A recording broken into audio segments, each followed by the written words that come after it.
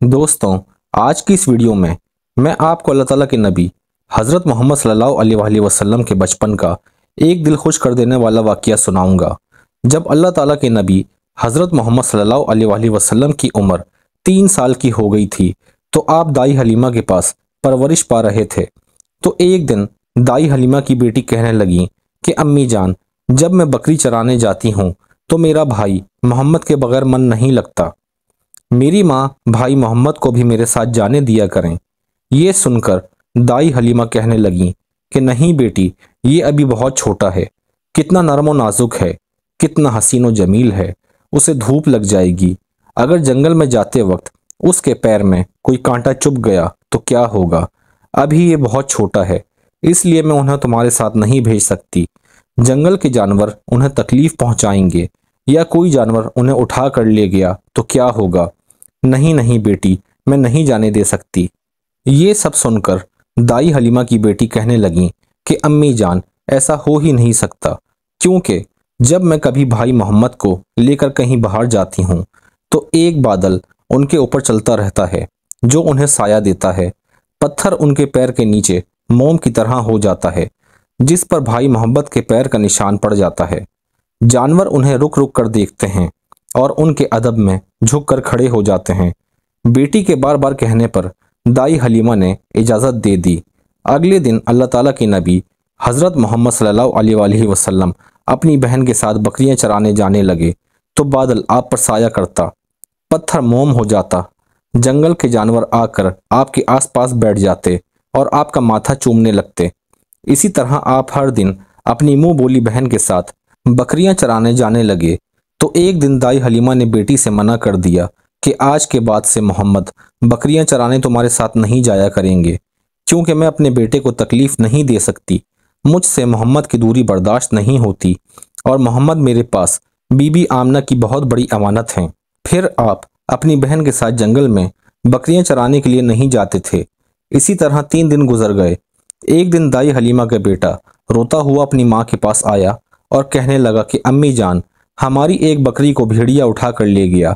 ये सुनकर दाई हलीमा की आंखों में आंसू आ गए। जब आप सल्लल्लाहु अलैहि वसल्लम ने अपनी माँ की आंखों में आंसू देखा तो आपकी भी आंखों में आंसू आ गए। फिर आप अपनी माँ से कहने लगे कि अम्मी जान, मुझे जंगल जाने दें, मैं अपनी बकरी को लेकर आता हूँ। दाई हलीमा कहने लगी कि नहीं बेटा, भेड़िया बहुत खतरनाक जानवर है, वो तुम्हें भी कोई नुकसान पहुंचा देगा। आप सल्लल्लाहु अलैहि वसल्लम ने कहा, नहीं अम्मी जान, मुझे जाने दें, मैं अभी लेकर आता हूं अपनी बकरी को।